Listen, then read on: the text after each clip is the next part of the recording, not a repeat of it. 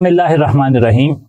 Assalamu alaikum dear students. Welcome to the online NMDCAT session of Stars Academy Head Office Johor Town. Today we are going to discuss industrial applications of equilibrium constant. जैसा कि हमने last time बात की थी कि ली Chatelier principal की मदद से हम स्टडी कर सकते हैं effect of temperature, volume, pressure, change in concentration and catalyst on the position as well as equilibrium constant of reaction. और ये भी बात हो गई थी कि नेक्स्ट टाइम जब हम आएंगे तो हम पहले कुछ एमसीक्यूज देखेंगे और उन एमसीक्यूज को भी बुनियाद बनाएंगे अपने नेक्स्ट टॉपिक को समझने के लिए। मैंने यहाँ पर 3 एमसीक्यूज आपसे डिस्कस करने हैं। पहले इन 3 एमसीक्यूज पर बात करेंगे और इन 3 एमसीक्यूज से एक अच्छी इंफॉर्मेशन निकालेंगे which will be very much applicable on the synthetic applications of Le Chatelier's principle, यानी कि हम किस तरह किसी प्रोडक्ट की यील्ड एक रिवर्सिबल रिएक्शन में बढ़ा सकते हैं, उन प्रिंसिपल्स को, उन कंक्लूजन्स को इस्तेमाल करते हुए जो कि हमने लास्ट टाइम हासिल किए थे। फॉर एग्जांपल अगर यहाँ पर पहले सवाल के हिसाब से बात की जाए तो एक रिएक्शन देखें। रिएक्शन है नाइट्रोजन हाइड्रोजन से मिल रहा है, 3 मोल्स ऑफ हाइड्रोजन से, रिवर्सिबल रिएक्शन है। 2 मोल्स ऑफ अमोनिया बन रहे हैं और इस रिएक्शन के लिए एंथैल्पी की वैल्यू -92.46 किलो जूल पर मोल आ रही है।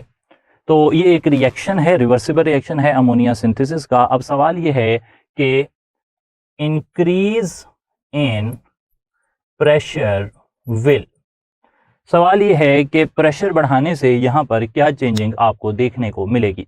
हमने सीखा हुआ है कि जब आप प्रेशर बढ़ाते हैं तो प्रेशर एक्चुअली जो है वो रिएक्शन पर असर डालता है by changing by changing volume को चेंज कर। तो जब आप प्रेशर बढ़ाते हैं तो प्रेशर बढ़ाने से वॉल्यूम को क्या होता है, वॉल्यूम डिक्रीज हो जाता है और रिएक्शन उस तरफ मूव करता है जहां पर नंबर ऑफ मोल्स कम हो। तो फॉर दिस पर्टिकुलर रिएक्शन जो प्रोडक्ट के नंबर ऑफ मोल्स हैं वो कम हैं, तो यहाँ पर रिएक्शन फिर फॉरवर्ड डायरेक्शन में मूव करेगा। और अगर रिएक्शन फॉरवर्ड डायरेक्शन में मूव करता है तो फॉरवर्ड डायरेक्शन में अमोनिया बन रही है, अमोनिया की कंसंट्रेशन बढ़ जाएगी।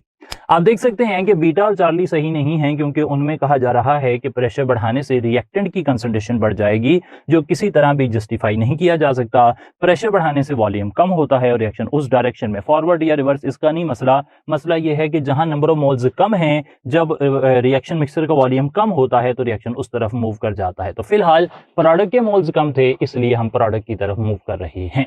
क्लियर हो गई जी बात। अच्छा, डेल्टा में जो है वो पहले ही आपको इसे नेगेट कर देना चाहिए था विद द वेरी स्टार्ट, क्योंकि आपको पता है कि इक्विलिब्रियम कांस्टेंट वो डिपेंड नहीं करता, इक्विलिब्रियम कांस्टेंट जो है वो किसी तरह जो है वो डिपेंड नहीं कर रहा प्रेशर के ऊपर या वॉल्यूम के ऊपर या कैटालिस्ट के ऊपर। वो तो सिर्फ और सिर्फ टेम्परेचर के चेंज होने से चेंज होता है, both Kc and Kp as well. Clear हो गई जी बात। अच्छा, यहाँ पर अब यही इक्वेशन हम लिख लेते हैं। फॉर एग्जांपल सेम इक्वेशन है, इसमें कोई चेंजिंग नहीं आ रही और सेम इक्वेशन के हवाले से एक और सवाल पूछ लेते हैं। सवाल यहाँ पर यह है कि लोअरिंग टेम्परेचर विल, अच्छा इस रिएक्शन में अगर आप टेम्परेचर कम कर देंगे तो क्या होगा। बहुत ही इंटरेस्टिंग सवाल है। It is at the junction of chemical equilibrium and chemical kinetics. दोनों ही जो चैप्टर्स हैं, दोनों ही जो केमिस्ट्री की ब्रांचेस हैं, उनको रिलेट करने वाला एक सवाल यहाँ पर बहुत ही खूबसूरत बनाया गया है कि अमोनिया की सिंथेसिस जो कि एक एक्सोथर्मिक प्रोसेस है, अगर आप वहां पर टेम्परेचर कम कर देंगे तो क्या होगा। अच्छा, पहली बात तो हमें यह समझने की जरूरत है कि जब जो एक्सोथर्मिक प्रोसेसेस होते हैं वो हमने लास्ट टाइम पढ़ा था, वो are favoured at low temperature, ये हमने पढ़ा हुआ है, तो ये आपको आना चाहिए। Exothermic reactions are favoured at low temperature, इसका मतलब ये है कि एक्सोथर्मिक रिएक्शंस लो टेम्परेचर पर ज्यादा प्रोडक्ट बनाते हैं, प्रोडक्ट फॉर्मेशन जो है वो ज्यादा होती है। तो यहाँ पर प्रोडक्ट जो है वो अमोनिया है। तो एक बात पक्की हो गई कि यहाँ पर जो अमोनिया है ना वो ज्यादा बनेगी। ठीक है जी बात, अमोनिया की यील्ड ज्यादा होगी। ये टर्म जो ना भी हम इसे सिंथेटिक इंपॉर्टेंस में भी देखेंगे, इंडस्ट्रियल एप्लीकेशंस में भी देखेंगे। हमने क्या वर्ड यूज किया, हमने कहा अमोनिया की यील्ड बढ़ जाएगी, अमोनिया की जो परसेंटेज कंपोजिशन में उसका पार्ट है वो बढ़ जाएगा, अमोनिया की मिकदार ज्यादा बनेगी। तो यहाँ पर ऑप्शन देख लेते हैं, डेल्टा में लिखा हुआ है अमोनिया कम हो जाएगी, नहीं ये तो नहीं होने लगा जी, ये पॉसिबल नहीं है। जब हमने कहा है कि exothermic reactions are favoured at low temperature, तो लो टेम्परेचर जब आपने किया है तो यहाँ पर अमोनिया की कंसंट्रेशन तो ज्यादा ही बननी चाहिए। सही है जनाब। अब यहाँ पर देखें अल्फा ऑप्शन, अमोनिया की कंसंट्रेशन ज्यादा बनेगी, ये सही लग रहा है, बिल्कुल अच्छा लग रहा है। बीटा ऑप्शन है increase rate of formation of ammonia. क्या अमोनिया के बनने की रफ्तार भी बढ़ जाएगी? जी नहीं। ये बात जरा समझ लें कि जो टेम्परेचर होता है ना, reaction kinetics deals with the rates of reactions and it says, यहां पर हमें पता लगता है रिएक्शन काइनेटिक्स ये कहती है कि जो टेम्परेचर होता है अगर आप वो कम करते हैं, टेम्परेचर कम करते हैं, तो फिर जो रेट ऑफ रिएक्शन है वो भी कम हो जाता है। और जब टेम्परेचर बढ़ाते हैं तो for every 10 degree centigrade rise in temperature rate of reaction तकरीबन डबल हो जाता है। इस पर हम आगे भी बात करते रहेंगे। तो यहां पर है टेम्परेचर कम, टेम्परेचर कम है, तो टेम्परेचर कम करने से रेट ऑफ फॉर्मेशन जो है वो बढ़ेगी नहीं, बल्कि रेट ऑफ फॉर्मेशन जो है वो कम हो जाएगा। तो अगर चार्ली ऑप्शन देखें कि टेम्परेचर कम करने से अमोनिया की परसेंटेज जो है वो बढ़ जाएगी, बिल्कुल सही है। और इसका रेट ऑफ फॉर्मेशन जो है ये कम हो जाएगा, ये भी सही है। तो the most appropriate answer in this जो क्वेश्चन वो क्या बन रहा है, वो चार्ली बन रहा है। और उसमें मल्टीपल दोनों ही बातें जो हैं वो सही साबित हो रही हैं, यानी कि कंसंट्रेशन ऑफ अमोनिया जो है वो बढ़ रही है और उसका रेट ऑफ फॉर्मेशन जो है वो कम हो रहा है। तो ये बात सबसे ज्यादा अप्रोप्रिएट है। और तो यहां से हमने फिर चार्ली ऑप्शन जो है वो टिक कर लिया। Just to remove any ambiguity, यहां पर मैंने ऑप्शन जो है उसे मॉडिफाई कर दिया है ताकि बिल्कुल कोई भी डाउट आपके जहन में ना रहे। तो इंक्रीज को हमने यहाँ पे डिक्रीज से जो है रिप्लेस कर दिया है ताकि आप बिल्कुल इस हिसाब से क्लियर हों कि ये ऑप्शन जो है ये हर हिसाब से सही है और अल्फा ऑप्शन के सही होने का कोई भी इम्कान नहीं है। तो एम्बिग्विटी जो है उसमें हमने नहीं पढ़ना बिल्कुल कि बहुत ज्यादा क्लोज ऑप्शन हो तो फिर क्या करना है। वैसे मैंने जनरली बता दिया कि जो मोस्ट रेलेवेंट आपको लग रहा हो आप उसे टिक कर सकते हैं, लेकिन फिर भी हम चांसेस पर नहीं जा रहे। हमने यहाँ पे ऑप्शन जो है अल्फा उसे चेंज कर दिया है, उसे ज्यादा ऑब्वियस ऑप्शन में चेंज कर दिया है because we want to convey the idea. आपको परेशान नहीं करना चाह रहे बल्कि आपको सही इंफॉर्मेशन किस तरह डिड्यूस करनी है उस पर गाइड करना हमारा मकसद था। अच्छा, यहाँ पर एक और सवाल देख लेते हैं और इस क्वेश्चन में बात यह हो रही है कि 2SO2 plus O2 reversible reaction 2SO3, यहाँ पर डेल्टा H जो है उसकी वैल्यू भी माइनस में है, अप्रोक्सीमेटली 192 किलो जाउल पर मोल है यहाँ value. Okay, the conditions for maximum yield of SO3 are. अच्छा, अगर आप चाहते हैं कि SO3 ज्यादा से ज्यादा बन जाए तो फिर आपको क्या करना चाहिए? डेफिनेटली यहाँ पर एक एक्सोथर्मिक प्रोसेस है, exothermic processes are favoured at low temperature. तो यहाँ पर आपको टेम्परेचर कम रखना चाहिए, टेम्परेचर आप कम रखेंगे, एक तो ये बात हो गई।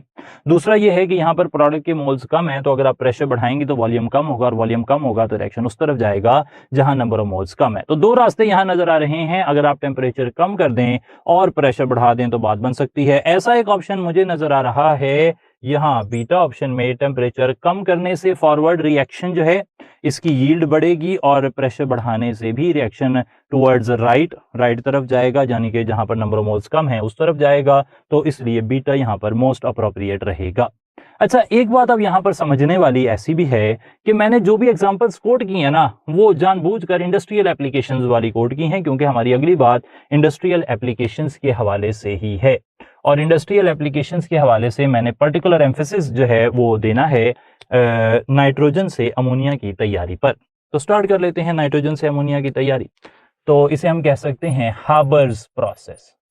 अच्छा, हाबर्स प्रोसेस जो है ना, इसके बारे में पहले हम कुछ फैक्ट्स एंड फिगर्स देखेंगे। उसके लिए मैं एक रिएक्शन लिख लेता हूं। 1 mole of nitrogen 3 moles of hydrogen से मिलते हैं और बनाते हैं 2NH3। अमोनिया की सिंथेसिस के लिए दो तरह के रास्ते यहां इस्तेमाल किए जाते हैं। पहले रास्ते को हम नाम देते हैं कंडीशंस फॉर मैक्सिमम यील्ड। ज्यादा से ज्यादा यील्ड जो है वो कब हासिल होगी? अच्छा, ज्यादा से ज्यादा यील्ड अमोनिया की अगर आप हासिल करना चाहते हैं इस रिएक्शन के लिए, जिसकी फर्दर डिटेल ये है कि ये एक एक्सोथर्मिक प्रोसेस है। अगर आप यहां पर मैक्सिमम यील्ड हासिल करना चाह रहे हैं तो फिर आपको करना ये चाहिए कि आपको नंबर 1 टेम्परेचर डिक्रीज करना चाहिए, नंबर 2 प्रेशर इंक्रीज करना चाहिए, number 3 continuous withdrawal of ammonia करनी चाहिए, क्योंकि अमोनिया प्रोडक्ट है। अगर आप प्रोडक्ट को मुसलसल विदड्रॉ करेंगे तो फिर प्रोडक्ट जो है वो ज्यादा बनता जाएगा। प्रेशर इंक्रीज करेंगे, वॉल्यूम डिक्रीज करेगा, रिएक्शन उस तरफ मूव करेगा जहां नंबर ऑफ मोल्स जो है वो कम है। टेम्परेचर कम करेंगे तो फिर एक्सोथर्मिक रिएक्शन जो है वो फेवर होते हैं लो टेम्परेचर पर। तो ये कंडीशंस हो सकती हैं टेम्परेचर, प्रेशर और अमोनिया के हवाले से, जो कि मैक्सिमम यील्ड ऑफ अमोनिया आपको देंगी। लेकिन इंडस्ट्री में, जैसा कि मैंने यहां पर क्वेश्चन नंबर 2 पर बात की कि इंडस्ट्री में हमारे लिए सिर्फ यील्ड जो है वो इंपॉर्टेंट नहीं होती, बल्कि रेट ऑफ रिएक्शन भी इंपॉर्टेंट होता है। तो अब मैं दूसरी कंडीशंस यहां पर लिख रहा हूं जो कि एक्चुअली प्रैक्टिस की जाती हैं इंडस्ट्री के अंदर, जिसमें कॉम्प्रोमाइज किया जाता है यील्ड को to increase the rate of formation. उन्हें मैं कह देता हूं कंडीशंस इन इंडस्ट्री, या फिर उनका ज्यादा अच्छा नाम रखा जा सकता है ऑप्टिमम कंडीशंस। अच्छा, ऑप्टिमम कंडीशंस जो होती हैं उनके अंदर मैं नाम लिख लेता हूं, ऑप्टिमम कंडीशंस के अंदर मैं नाम लिख लेता हूं कि हम टेम्परेचर जो है वो अराउंड 450 डिग्री सेंटीग्रेड जो है वो इस्तेमाल करते हैं। प्रेशर हम यहां पर इस्तेमाल करते हैं 200 टू 300 एटमॉस्फेयर्स का। और यहां पर आप एक कैटालिस्ट भी इस्तेमाल करते हैं, आयरन है, और आयरन के ऊपर आप जो है से मैग्नीशियम ऑक्साइड है या क्रोमियम ऑक्साइड है, इनको जो है वो इस्तेमाल कर सकते हैं। जो आप कहते हैं रेयर अर्थ मेटल ऑक्साइड्स हैं, या आपके पास ट्रांजिशन मेटल ऑक्साइड्स हैं, अल्कलाइन अर्थ मेटल ऑक्साइड हैं, उन्हें आयरन के साथ मिलाकर इस्तेमाल किया जाता है एज ए कैटालिस्ट। कैटालिस्ट क्या करता है, वो रेट ऑफ रिएक्शन को बढ़ाता है। टेम्परेचर रिलेटिवली यहाँ पर ज्यादा इस्तेमाल हुआ है। अच्छा, अब यहाँ पर क्या होता है कि यील्ड पर कॉम्प्रोमाइज हो जाता है। सही है जनाब, यील्ड पर कॉम्प्रोमाइज हो जाता है, लेकिन रेट ऑफ फॉर्मेशन ज्यादा हो जाता है। और रेट ऑफ फॉर्मेशन को ज्यादा करना इसलिए जरूरी है कि मार्केट में नीड बहुत ज्यादा है अमोनिया की।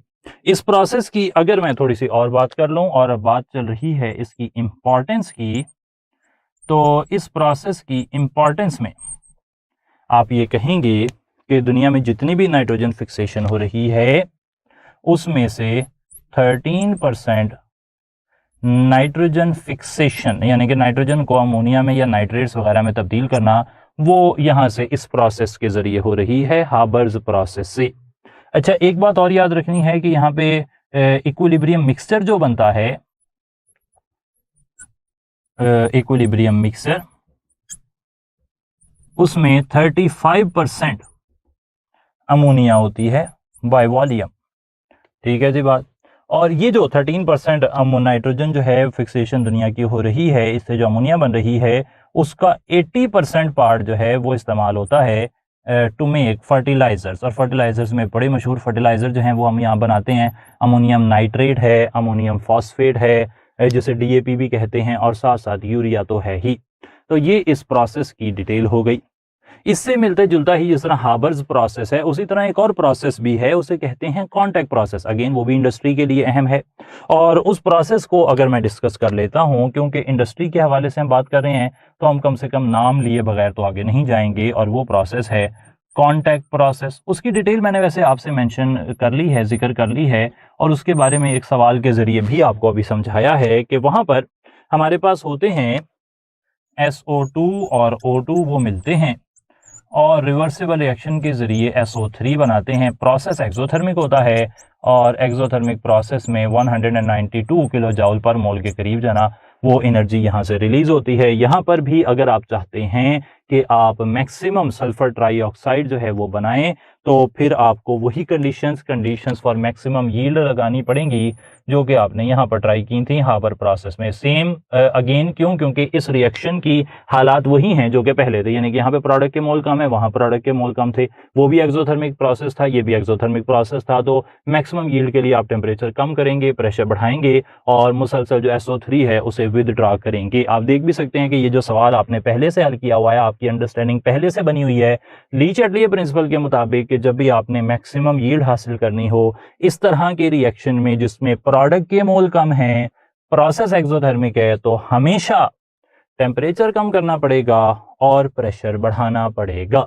तो आपको पता है यहाँ पर। अच्छा, अब यहाँ पर एक्चुअली हम क्या करते हैं, इधर टेम्परेचर अगेन 450 डिग्री सेंटीग्रेड इस्तेमाल होता है और यहाँ पर आप कैटालिस्ट इस्तेमाल करते हैं विनेडियम पेंटाऑक्साइड। विनेडियम पेंटाऑक्साइड कैटालिस्ट इस्तेमाल हो जाता है। देखकर यहाँ पर यही लग रहा है कि यहाँ पर हमें हाई प्रेशर लगाना पड़ेगा, जैसा कि किसी भी प्रोसेस में लगाना चाहिए है, ताकि यील्ड ऑफ प्रोडक्ट जो है बढ़ाई जा सके। ऐसे रिएक्शंस में जिसमें number of moles of product कम होते हैं, तो number of moles of product कम है तो प्रेशर बढ़ाने से वॉल्यूम कम होगा, रिएक्शन फॉरवर्ड डायरेक्शन में जाएगा। अलबत्ता ये this particular reaction contact process, इसमें एक्चुअल में जो काम किया जाता है, एक्चुअल में यहाँ पर किया ये जाता है कि we increase concentration of air, हम रिएक्टेंट की कंसंट्रेशन बढ़ाते हैं ताकि हम रिएक्शन को फॉरवर्ड डायरेक्शन में मूव करवाएं। और जब हम increase in concentration of oxygen करते हैं तो फिर डेफिनेटली हमें प्रेशर उस तरह बढ़ाने की ज़रूरत नहीं पड़ती और प्रेशर यहाँ पर 1 एटमॉस्फेयर रखकर भी काम चलाया जाता है। फर्दर मोर एक्चुअल में ये किया जाता है कि जब ये प्रोसेस करवाया गया है तो पहले स्टेप में टेम्परेचर 450 पर या 400 टू 500 की रेंज में नहीं लाया जाता, बल्कि पहले इनिशियली यहाँ पर हम कह लेते हैं 0 पॉइंट पर जो है ना तकरीबन 650 डिग्री सेंटीग्रेड के टेम्परेचर पर रिएक्शन करवाकर फिर आप रिएक्शन मिक्सर को कूल डाउन करते हैं बिटवीन 400 टू 500 डिग्री सेंटीग्रेड। या तो आप विनेडियम पेंटाऑक्साइड इस्तेमाल कर सकते हैं या फिर फाइनली डिवाइडेड प्लैटिनम भी इस्तेमाल किया जा सकता है। सही हो गई जनाब बात। और यहाँ पर डेल्टा एच की वैल्यूज जो है वो 192 मैंने मेंशन की हैं, लिटरेचर्स में 198 भी हो सकती हैं, 194 भी हो सकती हैं, तो इस रेंज में एक्चुअल वैल्यू का हमें इतना कंसर्न नहीं है। तो आप जो भी लिटरेचर फॉलो कर रहे हैं उसके अंदर जो वैल्यू मौजूद है आप उसे फॉलो कर सकते हैं। तो इस तरीके से कॉन्टैक्ट प्रोसेस से आप maximum yield of sulphur trioxide इस्तेमाल कर सकते हैं, हासिल कर सकते हैं। 2 इंडस्ट्रियल एप्लीकेशंस देखने के बाद अब मैं आगे की तरफ चल रहा हूं और हम बात करेंगे आज फिर कॉमन आयन इफेक्ट की।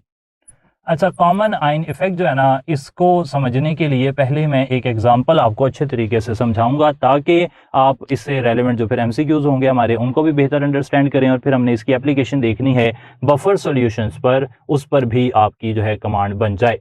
कॉमन आयन इफेक्ट को आप इस तरह समझें कि आपके पास मौजूद है एक sodium chloride as an electrolyte, और सोडियम क्लोराइड जो है उससे बन रहे हैं सोडियम आयन और क्लोराइड आयन। अच्छा, सॉल्यूशन इक्विलिब्रियम में है, नो डाउट सोडियम क्लोराइड इतना वीक इलेक्ट्रोलाइट नहीं है, लेकिन अगर इससे भी स्ट्रॉन्ग इलेक्ट्रोलाइट आएगा तो फिर ये वीक इलेक्ट्रोलाइट के तौर पर एक्ट करेगा। Just imagine this is a solution with A reversible reaction, reactant भी हैं, प्रोडक्ट भी हैं। अब आपने क्या किया कि आपने यहाँ पर बाहर से ऐड कर दिया एक इस सॉल्यूशन के अंदर HCl। HCl एक स्ट्रॉन्ग इलेक्ट्रोलाइट के तौर पर काम करता है, इससे बने H पॉजिटिव और Cl माइनस। इनडायरेक्टली हुआ ये है, अगर मैं यहाँ पर Kc की वैल्यू लिखूं फॉर NaCl तो वो होगी concentration of product divided by concentration of reactant, इस तरह हो जाएगी। अच्छा, आपने जब बाहर से HCl ऐड किया तो indirectly you have added chloride ions in solution. जब आपने सॉल्यूशन में क्लोराइड आयंस डाल दिए हैं तो chloride ions are one of the product of dissociation of NaCl, वो सोडियम क्लोराइड के टूटने का एक प्रोडक्ट है। तो इस तरह कहा जा सकता है कि आपने एक्चुअल में प्रोडक्ट की कंसंट्रेशन बढ़ा दी है। जब आपने प्रोडक्ट की कंसंट्रेशन बढ़ा दी है तो Kc का जवाब चेंज हो सकता है, लेकिन Kc is an equilibrium constant, ये चेंज नहीं होता। तो अगर आप प्रोडक्ट ऐड करते हैं किसी रिएक्शन मिक्सर में तो रिएक्शन मिक्सर कहां जाता है, लेफ्ट साइड पर चला जाता है, रिएक्टेंट की साइड पर चला जाता है लागे फसल से। तो जब ये राइट से लेफ्ट पर जाएगा तो बैकवर्ड रिएक्शन होगा। बैकवर्ड रिएक्शन के अंदर प्रोडक्ट क्या है, वो है अनडिसोसिएटेड सोडियम क्लोराइड, वो है जी अनडिसोसिएटेड सोडियम क्लोराइड। तो आपको देखने को मिलेगा कि when a strong electrolyte is added to a solution of weak electrolyte with a common ion, the ionization of weak electrolyte is suppressed. Weak electrolyte ion बनाना बंद कर देता है। क्यों बंद कर देता है वो मैंने आपको बता दिया कि यहां पर ली चैटलियर प्रिंसिपल के एन मुताबिक फैसले हो रहे हैं। तो यू कैन से, आप डेफिनेटली फिर इत्तेफाक करेंगे इस बात से कि जो कॉमन आयन इफेक्ट है it is an application of Le Chatelier's principle. ये ली चैटलियर्स प्रिंसिपल की एप्लीकेशन है। तो common ion effect is an application of Le Chatelier's principle, और यहाँ पर हमने देखा क्या कि जो प्रोडक्ट की कंसंट्रेशन है when a strong electrolyte is added to a solution of weak electrolyte with a common ion, indirectly you are increasing the concentration of product which allows the reaction to move in the backward direction, यानी कि dissociated form से undissociated form ज्यादा बननी शुरू हो जाएगी। इस process को कहते हैं कॉमन आयन इफेक्ट। ओके जी, अच्छे तरीके से उम्मीद है ये बात मैंने आप तक पहुंचा दी कि कॉमन आयन इफेक्ट जो है वो क्या होता है। अच्छा, अब कॉमन आयन इफेक्ट जो है ना, इसके काफी ज्यादा फायदे हो सकते हैं, particularly we are dealing with 3 of them.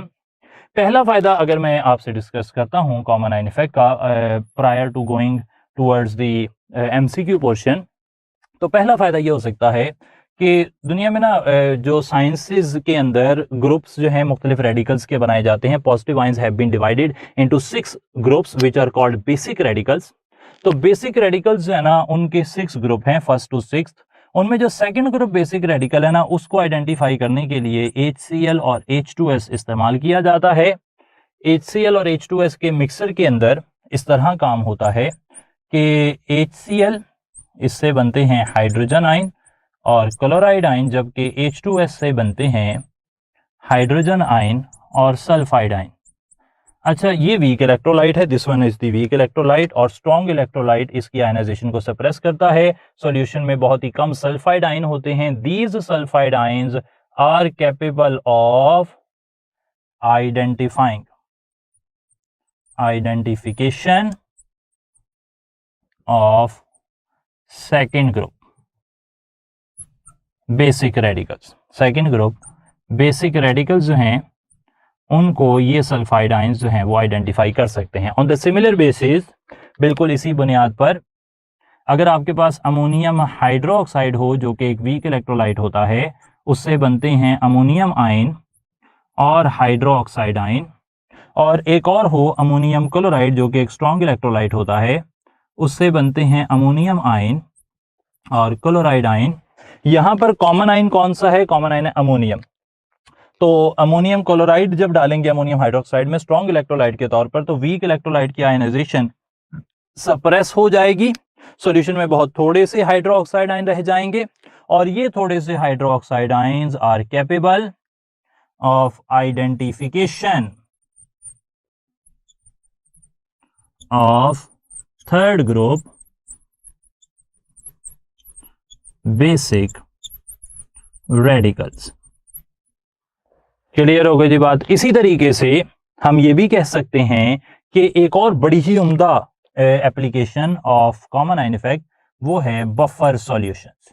Buffer solutions जो हैं वो क्या हैं? वो एप्लीकेशंस हैं ऑफ कॉमन आयन इफेक्ट। उसके अंदर भी एक स्ट्रॉन्ग इलेक्ट्रोलाइट को आप वीक इलेक्ट्रोलाइट से मिक्स करते हैं, कॉमन आयन होता है दोनों के दरमियान में, और वो मिलकर बना देते हैं एक ऐसा solution which resists change in pH. उस पर भी हम बात करेंगे इंशाल्लाह। अभी तक हमने ये मेन फ्रेमवर्क जो है कॉमन आयन इफेक्ट का देखा। कॉमन आयन इफेक्ट के हवाले से चलें पहले कुछ सवाल करते हैं। क्वेश्चन नंबर 1 हमें ये पूछा जा रहा है कि just imagine you have a reaction like this, जिसमें एसिडिक एसिड जो है वो ब्रेक डाउन हो रहा है और बना रहा है एसीटेट आयन और हाइड्रोजन आयन।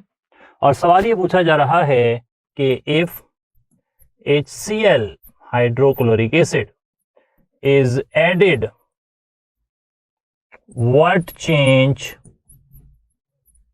Is observed. तो यहां पर अगर हम HCl ऐड कर दें इस रिएक्शन मिक्सचर में जिसमें एसिटिक एसिड एसीटेट आयन और हाइड्रोजन आयन बना रहा है, तो हमें क्या चेंज देखने को मिलेगा? डेफिनेटली जब आप HCl ऐड करेंगे, HCl is a strong acid, powerful nucleophile है, स्ट्रॉन्ग न्यूक्लियोफाइल है, जबकि HCl जो है एक स्ट्रॉन्ग न्यूक्लियोफाइल है, जबकि एसिटिक एसिड एक वीक न्यूक्लियोफाइल है। तो कॉमन आयन इफेक्ट के मुताबिक जब आप एक स्ट्रॉन्ग इलेक्ट्रोलाइट डालते हैं तो वीक इलेक्ट्रोलाइट के अंदर कॉमन आयन होने की वजह से, यहां पर दोनों में कॉमन आयन है, हाइड्रोजन आयन एक जैसा आयन है, तो फिर स्ट्रॉन्ग इलेक्ट्रोलाइट वीक इलेक्ट्रोलाइट की आयोनाइजेशन को सप्रेस कर देता है, उसके आयंस बनने की सलाहियत को कम कर देता है। कौन कौन से आयंस बन रहे हैं? एसीटेट आयन और हाइड्रोजन आयन। तो एसीटेट आयन यहाँ पर जो है हमारा मौजूए बहस है अल्फा और चार्ली ऑप्शन में। एक बात तो पक्की है, आपको पक्का ही पता होगा कि केसी पर कोई इफेक्ट जो है वो नहीं पड़ता। कंसंट्रेशन चेंज का वो सिर्फ टेम्परेचर पर डिपेंड करती है। तो फिर यहाँ पर या तो एसिटेट आयन की कंसंट्रेशन इंक्रीज करेगी जो कि हमें लग नहीं रहा, या फिर वो डिक्रीज करेगी जो कि सही हो सकता है, क्योंकि HCl की वजह से हाइड्रोजन आयन की कंसंट्रेशन सप्रेस होगी और वो वापस एसिटिक एसिड बनाना शुरू कर देंगे bye reacting with acetate ion. So what you will observe is the decrease in concentration of acetate ion. On the similar grounds थोड़ा सा और आगे चलते हैं, एडवांस लेवल का एक सवाल देख लेते हैं। और सवाल अभी ये पूछा जा रहा है कि which of the following lacks a common ion with HCl। तो यहां पर 4 स्पीशीज हैं, इनमें से किसके अंदर HCl के साथ कोई भी कॉमन आयन नहीं है, यानी कि ना पॉजिटिव आयन कॉमन आ रहा है ना नेगेटिव आयन कॉमन आ रहा है। तो हम देख सकते हैं कि यहाँ पर हाइड्रोजन है, जबकि इनमें से किसी में हाइड्रोजन नहीं है, तो पॉजिटिव आयन तो किसी के साथ भी कॉमन नहीं है। लेकिन negative ion chloride, sodium chloride में भी है, लिथियम क्लोराइड में भी है, मैग्नीशियम क्लोराइड में भी है। अलबत्ता पोटाशियम क्लोरेट में ClO3 एक ही स्पीशी है, इसे क्लोरेट आयन कहते हैं। It is known as chlorate ion. ये क्लोराइड आयन नहीं है, इट इज ए रेडिकल, और ये क्लोराइड आयन जैसा नहीं है, इसमें कोई कॉमन आयन नजर नहीं आ रहा हमें। तो यहां आप कहेंगे कि it lacks A common ion with HCl। Clear हो गई जी बात? आगे चल पड़ते हैं। एक और सवाल यहां पर पूछा जा सकता है, और अब की बारी सवाल ये पूछा जा रहा है कि which of the following is not a mixture with at least one common ion।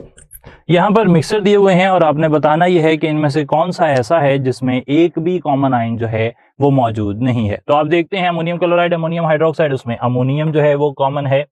Acetic acid और सोडियम एसिटेट, इसमें एसिटेट जो है वो कॉमन है।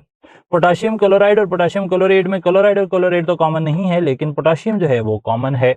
जबकि सोडियम नाइट्रेट और पोटाशियम नाइट्राइट, यहाँ पे कैटाइन भी डिफरेंट है लाइक सोडियम और पोटाशियम, और एनाइन भी डिफरेंट है नाइट्रेट और नाइट्राइट। तो आप कहेंगे कि यहाँ पर एक भी कॉमन आयन जो है वो मौजूद नहीं है। ठीक है जनाब। तो अब यहाँ पर एक और सवाल देख लेते हैं। अब जरा थ्योरी बेस्ड क्वेश्चन हम एक लेकर आए हैं कॉमन आयन इफेक्ट के हवाले से समझने के लिए, और इस आइडिया को बार बार हम ना प्रेजेंट कर रहे हैं मुख्तलिफ तरीकों से, क्योंकि ये जो है ना बड़ा क्रिटिकल पॉइंट है। लोग इसको अगर थोड़ा सा कॉम्प्लिकेटेड करके पेपर में आ जाए तो गलत कर देते हैं। सवाल यहाँ पर यह पूछा जा रहा है कि विच ऑफ द फॉलोइंग कर लेते हैं is not affected by addition of common ion। अच्छा, इनमें से कौन सी ऐसी चीज है जो कॉमन आयन डालने से इफेक्ट नहीं होती? क्या कॉमन आयन डालने से पोजीशन ऑफ इक्विलिब्रियम इफेक्ट नहीं होती? बिल्कुल इफेक्ट होती है। अगर एक रिएक्शन के अंदर फॉर एग्जांपल अभी हमने बात की कि एसिटिक एसिड और उससे आयन बन रहे थे, जो आपने कॉमन आयन डाला रिएक्शन बैकवर्ड डायरेक्शन में चला गया, position of equilibrium left side पर शिफ्ट हो गई। क्या फॉर्मेशन ऑफ अनडिसोसिएटेड स्पीशी जो है वो अफेक्ट नहीं होती? बिल्कुल होती है। जो कॉमन आयन है उसकी वजह से आयन्स बनने का अमल स्लो हो जाता है और अनडिसोसिएटेड स्पीशी जो है वो ज्यादा हो जाती है। यूजुअली जो अनडिसोसिएटेड स्पीशी है वो रिएक्टेंट ही होती है, तो हम कहेंगे कि फॉर्मेशन ऑफ रिएक्टेंट भी इफेक्ट होती है। लेकिन जैसा कि मैंने पहले कहा और इससे पहले भी मैं कहता रहा हूं बार बार कि जो इक्विलिब्रियम कांस्टेंट है वो कांस्टेंट वैल्यू है, उस पर कोई असर नहीं पड़ेगा कॉमन आयन डालने का। सही है जी, कॉमन आयन डालने का उस पर कोई असर नहीं पड़ेगा। तो आप यहां पर टिक कर देंगे कि here the right answer is delta, equilibrium constant is not affected by addition of common ion. ठीक है जनाब। तो this was all about common ion effect और industrial applications of equilibrium processes, जिसमें हमने ली चैटली प्रिंसिपल को apply किया। Next time हमारा काम होगा कि हम बफर सॉल्यूशंस को देखें और as an application of common ion effect भी देखें, as an application of law of mass action भी देखें, as an application of Le Chatelier principle भी देखें, और उसके बाद solubility of sparingly soluble salt की बात करें, जिसके साथ हमारा केमिकल इक्विलिब्रियम का ये हिस्सा मुकम्मल होगा और फिर उसके टेस्ट के हवाले से बात इंशाल्लाह होगी। Till next time, take very good care of yourself. Thank you so much. अस्सलाम वालेकुम।